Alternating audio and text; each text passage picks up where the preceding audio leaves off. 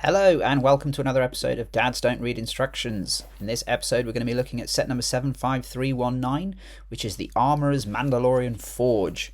Now this is a retired product that I managed to get on eBay for a bit of a steal. I've committed now to my quest to collect a Mandalorian army. So these were some pretty essential characters. I've got quite a few of in the actual Mandalorian, but I really needed the Armourer and I quite like this Paz Vizsla unit as well. So yeah, we had to snap this one up. It's got 258 pieces and is for age 8 plus. We've got some good photos on the box art. No orbital though. It does have one of the coolest bricks in all of LEGO though, which is the hologram cylinder with little etching of the Mandalorian on it. That's super cool. But anyway, let's get on with it. Now the kit is divided quite neatly up into three very straightforward sections. You've got the forge bit itself in bag 1. Then you've got the sort of doorway bit for bag 2, and then the storage machine rack for bag 3.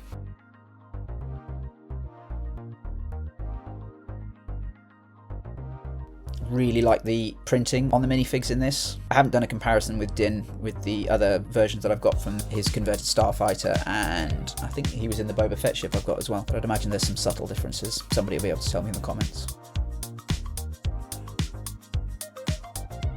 Now I got this kit for about £37. When you consider that the Armourer alone is up for anywhere between 20 and 25 on eBay, I thought that was a bit of a steal. Now buying stuff on eBay is always a bit of a risk, but I have to say that the box was immaculate. I'm not a collector for storage or investment person, but if I had been, I would have been very pleased with this.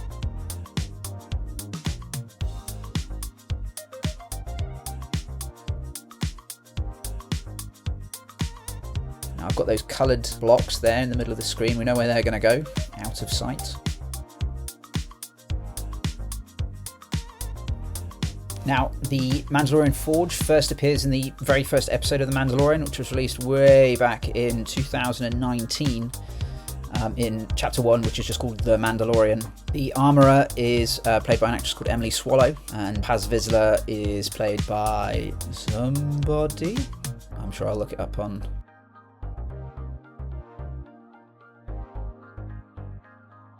So the Forge went together really easily. It was pretty straightforward.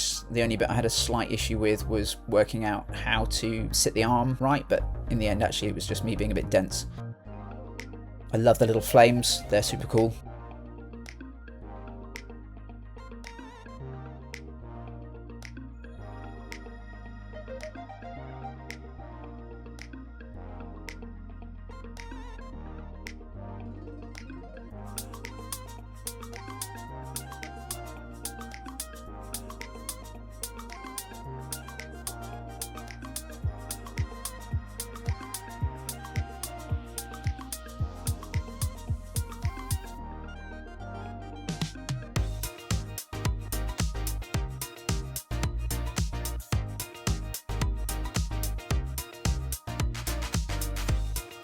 Now this archway was a little bit tricky. This yellow piece here, you can just see in the bottom of the screen, did my absolute head in. I couldn't for the life of me think where this was supposed to fit.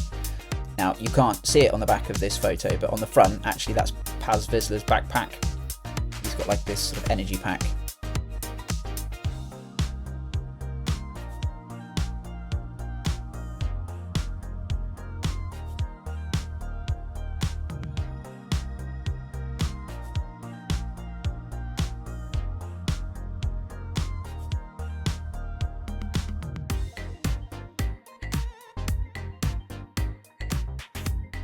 Now the Mandalorians had always had this sort of mystique about them. There's a lot of stuff that's now no longer canon that was written about him, particularly like the Adventures of Boba Fett and stuff like that.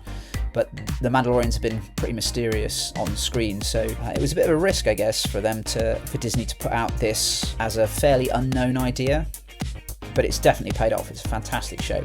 Not without its flaws, but it is a fantastic show. It has a very different feel to a lot of the others. It's kind of high western more than it is space opera, but I love it.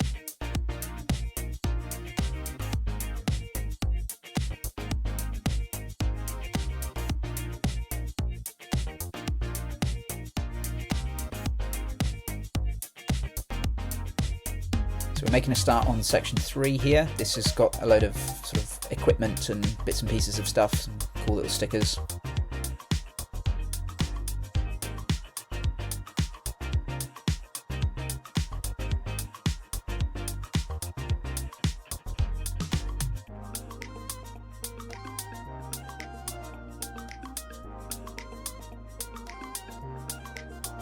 I had to do this the following morning as I'd run out of time. You might be able to see some of the other kits we've done recently, including a couple that I may have not released by the time this video goes out, but we'll see.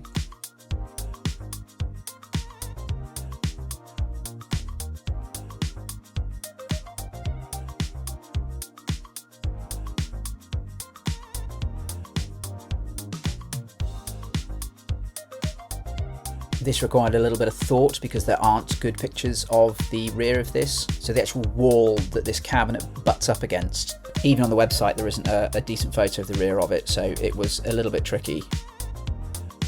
A big part of the process was what pieces have I got left?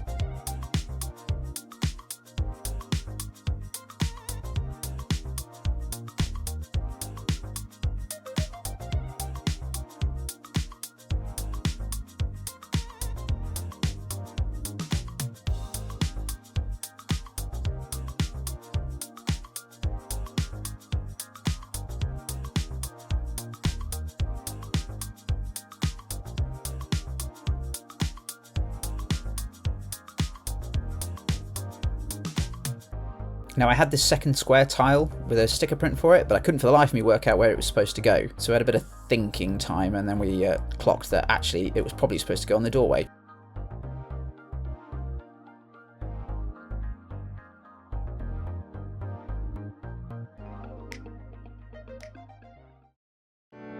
But this is a great kit, and I flicked through the instructions and actually I'd got it spot on, so I was pretty happy with that. Another kit that doesn't require instructions. Hope you've enjoyed this video, thank you for watching it, and please check out some of our others if you've enjoyed this one. But for now, take care, we hope to see you again soon.